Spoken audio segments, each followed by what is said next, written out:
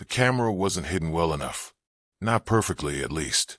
Just enough to avoid suspicion. Just enough to watch me for 6 nights straight, without me knowing. But on the 7th night, I dropped my phone. And that's when everything changed. Because when I reached under that bed in a quiet Airbnb apartment in Denver, Colorado, my fingers didn't touch the floor first. They touched glass. Cold, smooth, and staring right back at me was a lens. My name is Michael Carter. I was 29 years old when this happened, and up until that week, I believed I had a pretty good understanding of how the world worked. I grew up in Columbus, Ohio. Normal childhood, public school, college degree. Nothing dramatic, nothing traumatic.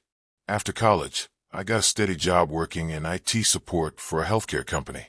It paid decent, enough to afford my own apartment, my car, and occasional trips when I could save up. But by 2023, everything had changed.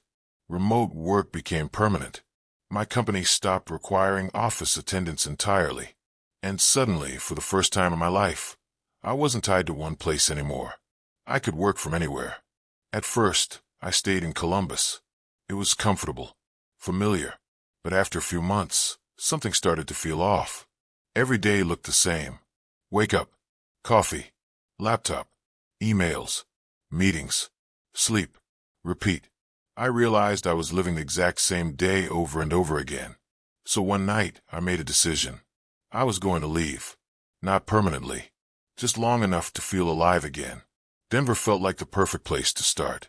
Mountains, clean air, a younger crowd, a completely different environment from Ohio. I booked a 1-month stay through Airbnb. I remember scrolling through dozens of listings, trying to find the right one. Some were too expensive. Some looked sketchy. Some had bad reviews. Then I found it. A modern 1-bedroom apartment in Capitol Hill. 4.93 stars. 237 reviews. Every photo looked clean. Minimalist. Bright. The bedroom had large windows with blackout curtains. A queen-sized bed. Hardwood floors. The host's name was Daniel H. His profile said he'd been hosting for 5 years. Superhost. Over 400 total stays. Reviews described him as responsive, professional, respectful. One review stood out. Felt completely safe the entire time. Safe. That word stayed in my mind. So I booked it. Daniel messaged me less than 10 minutes later. Hi, Michael. Thanks for booking. Let me know your arrival time so I can make sure everything is ready. He sounded normal, friendly, like someone who had done this hundreds of times. I told him my flight would land at 3:40 p.m. He replied instantly. Perfect. Self-check-in. I'll send instructions the morning of. Everything felt smooth, efficient, professional. Nothing suspicious. Nothing strange. My flight landed exactly on time. Denver International Airport was bigger than I expected. Busy, loud, full of travelers moving with purpose. I grabbed my suitcase and ordered an Uber. The driver was quiet, polite. The city looked beautiful. Wide streets, modern buildings, clean sidewalks. It didn't feel dangerous. It felt welcoming. 40 minutes later, I arrived at the apartment building. It was older than I expected. Brick exterior, 3 floors. Not luxury, but not run down either. Just average. Daniel had sent a code for the keypad on the front door. It worked instantly. Inside, the hallway smelled faintly like cleaning supplies. Not unpleasant, just sterile. His unit was on the 3rd floor.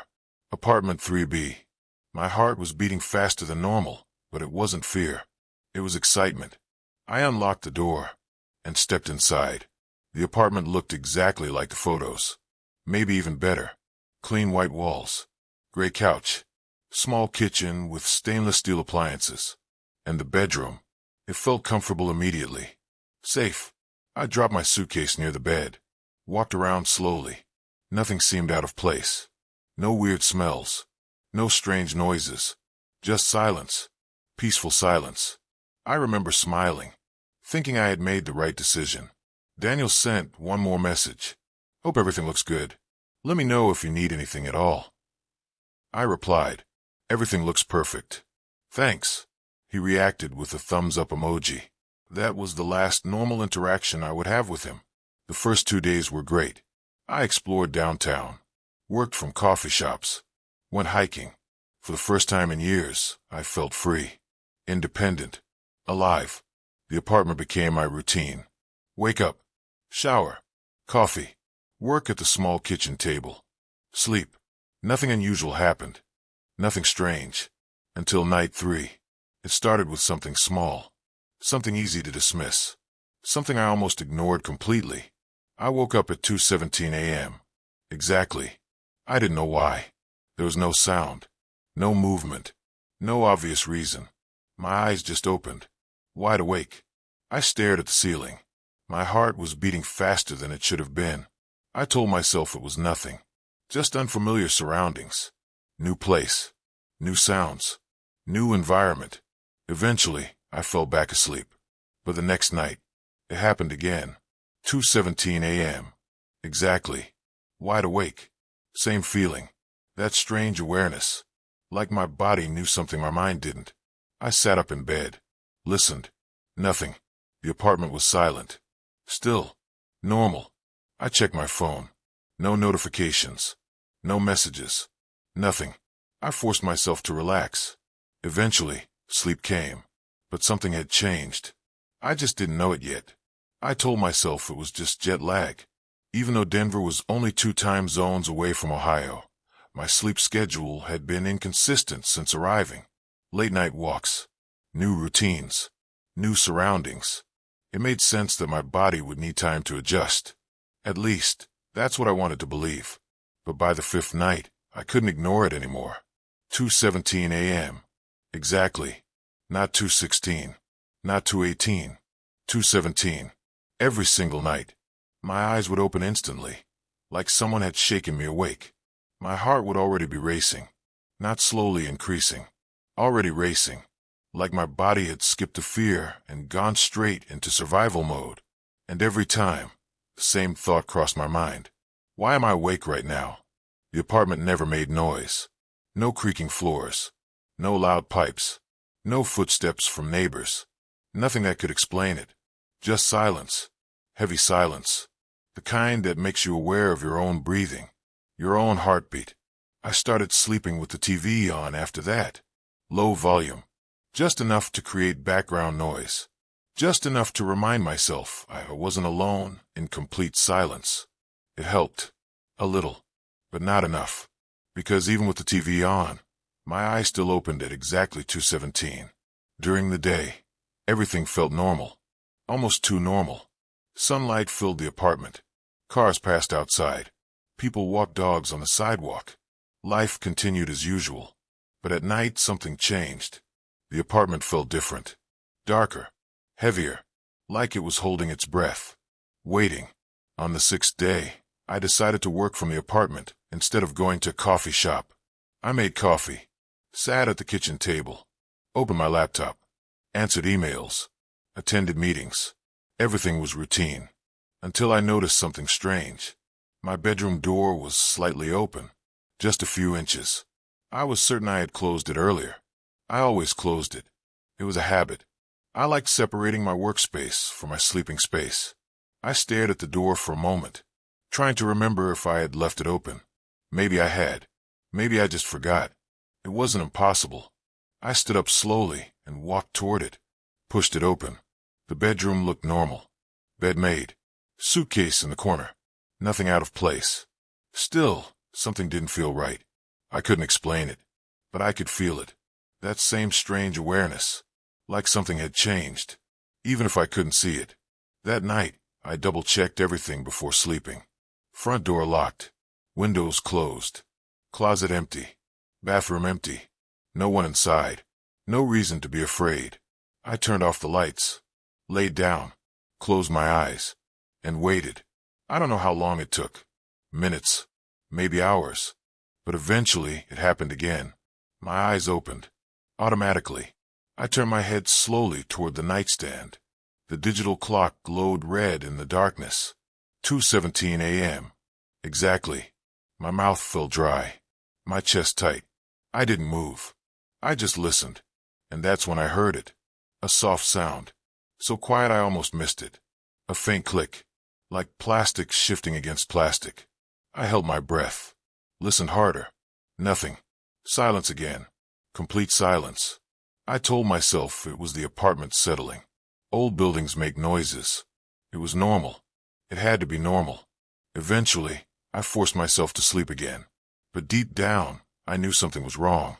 The next day, I tried to ignore it. I went out, walked around downtown, got lunch, sat in a park, watched people living normal lives, laughing, talking, existing without fear. I envied them, because somewhere inside me, a quiet voice kept asking, what if you're not alone in that apartment? I pushed the thought away. It was ridiculous, paranoid, unreasonable. This was Denver, not some horror movie, not some crime documentary, just a normal apartment, with a normal host, and normal reviews. Everything was normal. That night, I decided to relax. I ordered takeout, watched Netflix, tried to convince myself everything was fine. Around midnight, I went to bed. I placed my phone on the nightstand, turned off the lights, closed my eyes, and waited. I didn't remember falling asleep, but I remembered waking up. 2:17 a.m. Exactly. This time, I didn't stay still. I sat up immediately, looked around the room. Nothing. Everything looked exactly the same, but the feeling was stronger now, heavier, like pressure in the air. I swung my legs off the bed, stood up slowly, walked to the bedroom door, opened it. The living room was empty. The front door was still locked.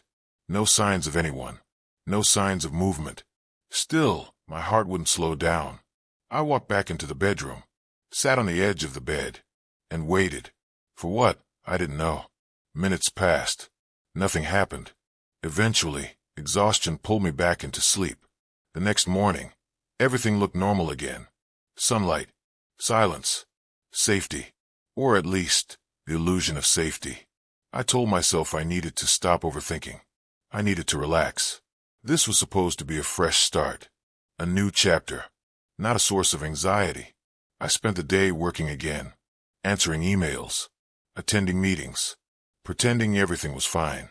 But something had already changed. I just hadn't realized how much yet. That night would be my 7th night. The night everything would finally make sense. The night I would discover the truth. And the night I would wish I had never booked that apartment at all. I didn't sleep that night. I lay on the couch with the lights on, staring at the bedroom door like it was alive. Every small sound made my heart jump. The hum of the refrigerator, the creak of the building settling, footsteps in the hallway outside. At around 2:13 a.m., I heard something that froze my blood. A soft click. It came from inside the bedroom.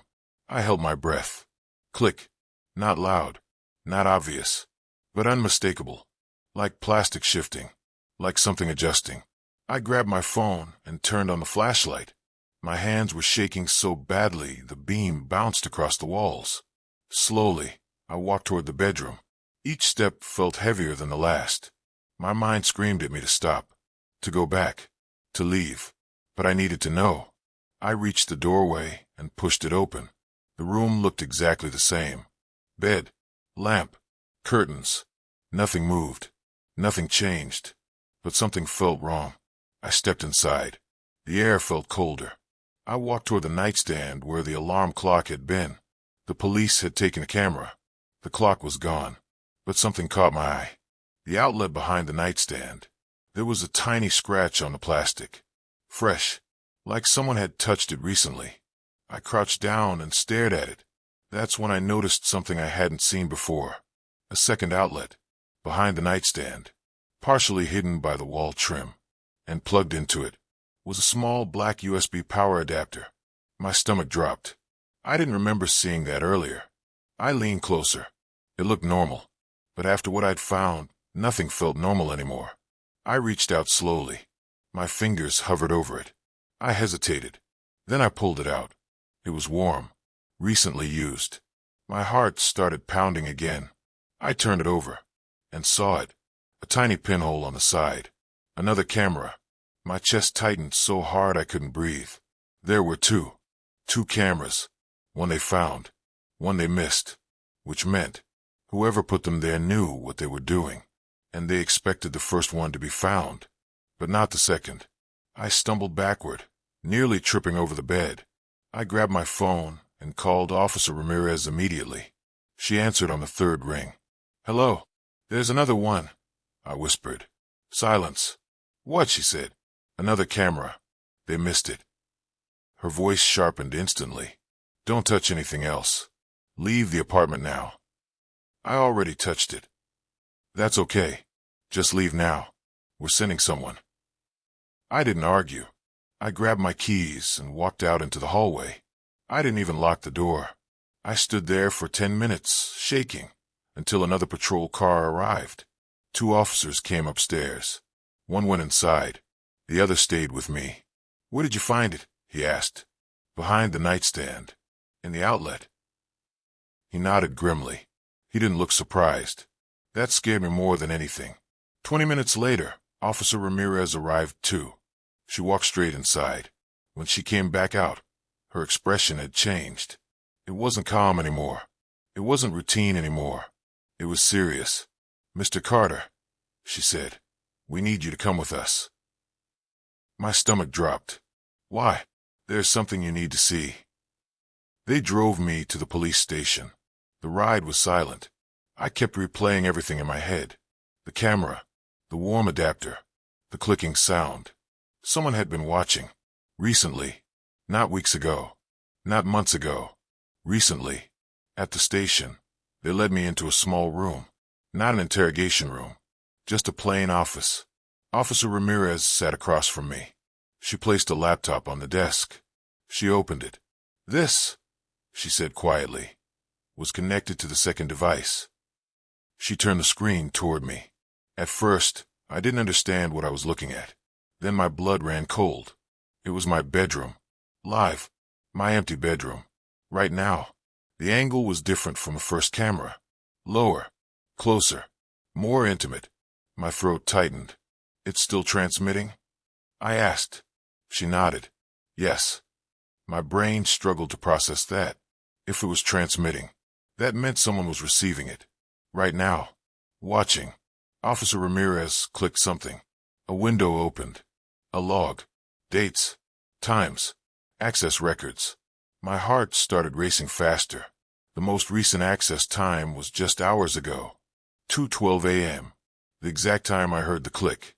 Someone had access to feed while I was inside the apartment. Watching me. Real time. I felt sick. "Can you trace who accessed it?" I asked. She hesitated, then nodded slowly. "Yes." My chest tightened. "Who?" She didn't answer immediately. Instead, she turned the laptop back toward herself, typed something, then turned it back to me again. "This is the IP address." I stared at the numbers. They meant nothing to me. Until she spoke again. "It's local." My stomach dropped. "Local?" "Yes." She paused. "Very local." My mouth went dry. "How local?" She held my gaze. "Same building." Everything inside me went cold. Same building. That meant whoever was watching me was close. Very close. Maybe on the same floor. Maybe just feet away. Watching me walk in. Watching me sleep. Watching me panic. Watching me find the camera. My chest tightened. "They're here?" I whispered. She nodded. "We believe so." Fear unlike anything I'd ever felt took over my body. This wasn't some distant creep behind a computer in another state. This was someone near me. Someone who could hear me, see me, follow me. I thought about the man in the hallway. The one with the dog. The one who stared too long. My hand started shaking again. Officer Ramirez spoke gently. "We're going to find them." But her voice didn't sound certain. It sounded careful, measured, like she wasn't telling me everything. And then she said something that made my heart stop. "There's something else." I looked at her. "What?" She hesitated, then turned the laptop again. This time, she opened a video file. "Based on timestamps," she said. "This was recorded 2 nights ago." She pressed play. The screen showed my bedroom. Dark, quiet, empty. Then, The door opened. My breath caught. Someone walked in. Not me. Someone else. A man. He moved slowly, carefully, like he knew exactly where the camera was. He walked straight to the nightstand, reached behind it, and adjusted the hidden adapter camera. My heart pounded in my ears. He turned slightly, and for a split second, the camera caught his face. I froze, because I recognized him. I'd seen him before. Not just once. Several times. In the hallway. In the lobby. On the stairs. He lived in the building. He was my neighbor. But that wasn't the worst part. The worst part was, he had a key. He used it to lock the door behind him. He didn't break in. He let himself in. Like he belonged there. Like he had every right to be inside my bedroom. Watching. Waiting. Recording. Officer Ramirez paused the video. The room went silent. My heart pounded violently. "That's him," I whispered. She nodded. "Yes." I swallowed hard. "Who is he?" She held my gaze. "His name is Daniel Harper." The name meant nothing to me, but the face did. And suddenly, every strange moment made sense.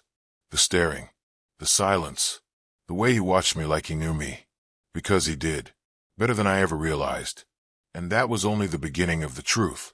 I stared at the frozen image of Daniel Harper's face on the laptop screen. My neighbor. The man I passed in the hallway. The man who held the elevator door open for me once. The man who nodded politely like he was just another normal person. But he wasn't normal. He was inside my bedroom while I slept. Watching me. Recording me. My stomach twisted violently. "How long?" I asked, my voice barely working. Officer Ramirez didn't answer immediately. She closed the laptop slowly. Then she said the words that shattered whatever sense of safety I had left. "Longer than you think." My throat went dry.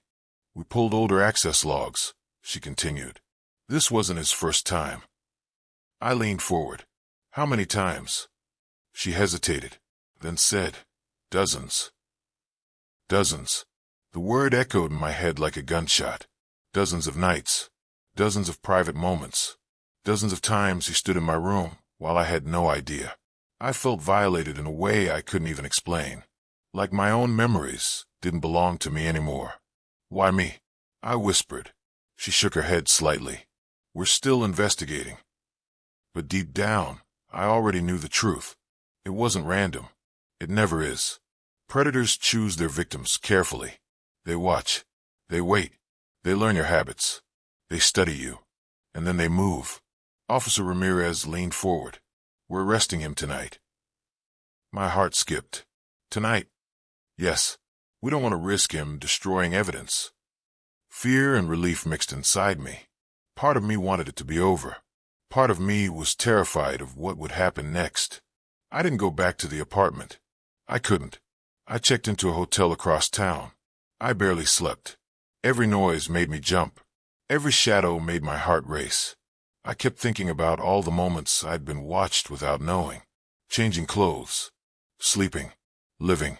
Simple things that weren't simple anymore. At 6:42 a.m., my phone rang. It was Officer Ramirez. "We got him," she said. My chest tightened. "Where?" "In his apartment." I swallowed. "Did he admit it?" She paused. "Yes." The word hit me like a punch. He didn't deny it. He didn't pretend. He admitted it. Like it was nothing. Like my privacy meant nothing. Like I meant nothing. "There's more," she said. My stomach dropped. "What?" "We found recordings." Of course they did. I closed my eyes. "How many?" Her voice turned heavy. "Hundreds. Hundreds. Not just me. Others. Other victims. Other people who had no idea they were being watched." My hand started shaking. "He's been doing this for years," she said quietly. "Years. This wasn't a mistake. This wasn't a one-time thing. This was who he was. A predator hiding behind a normal face." "There's something else you should know," she said. I braced myself. "He wasn't the owner of the Airbnb." I frowned. "What?" "He was the maintenance contractor for the building." My blood ran cold. Maintenance. That's how he had the key. That's how he had access. That's how he installed the cameras, without anyone questioning him. He wasn't breaking in. He belonged there. He had permission to enter. No one would suspect him. He had the perfect cover. Officer Ramirez continued. We believe he targeted Airbnb units specifically. My stomach dropped. Because Airbnb units have constant turnover. New people. Strangers. No one staying long enough to notice patterns. No one who knew what was normal. No one who knew what wasn't. He had built his entire system around invisibility. And it worked. Until it didn't. Until I noticed something small. Something most people would ignore. The blinking light. That tiny, almost invisible blinking light. 2 weeks later, I returned to the building. Not to stay. Just to collect the last of my things. Walking through that hallway felt different. Colder. Heavier. Like the walls themselves knew what happened there. His apartment door was sealed with evidence tape. Seeing it made my chest tighten. He wasn't there anymore. He never would be again. But the damage he caused stayed behind. I packed my things quickly. I didn't look at the bedroom. I didn't want to. Some places don't deserve to live in your memory. As I left, the Airbnb host called me. She was crying. She said she had no idea. She said she trusted him. She said she felt sick knowing what he'd done. I believed her. Predators don't look like monsters. They look normal. They blend in. That's how they survive. Months later, I try to move on. I got a new apartment. New city. New life. But some things never fully leave you. Even now, I still check everything. Smoke detectors. Outlets. Alarm clocks. Vents. Mirrors. Everywhere. Because once you know how easy it is to be watched, you never forget. You never feel completely alone again. Sometimes, late at night, I think about that blinking red light. How small it was. How easy it would have been to ignore. How close I came to never noticing it at all. If I hadn't seen it, he might still be watching. He might still be recording. He might still be doing it to someone else. That's the part that haunts me the most. Not what he did, but how easily he got away with it. How invisible he was. How normal he seemed. Until he wasn't. I later learned something that still gives me chills. The night I heard the click. The moment he accessed the camera remotely. He was inside his apartment. Watching me live. Watching me realize. Watching me panic. Watching me discover the truth. He was there the entire time. Just a few feet away. On the other side of the wall. Watching. Waiting. Until everything fell apart. That experience changed me. It changed how I see people. It changed how I see privacy. It changed how I see safety. Because the truth is, you never really know who's watching. Sometimes, they're closer than you think. Sometimes, they have keys. Sometimes, they smile at you in the hallway. And sometimes, the only thing that saves you is noticing something small. Something almost invisible. Something most people would ignore. A tiny blinking red light in the dark. This is why I will never stay in an Airbnb the same way again. And if you ever do, check everything. Because you might not be alone. You just don't know it yet. If this story gave you chills, hit like so more people can see it. Share this with someone who travels often. It might protect them. And don't forget to subscribe to Hidden Stories by Banki for more real, shocking, and hidden stories you won't hear anywhere else. Turn on the bell notification bell so you never miss the next story. Because trust me, the next one is even darker.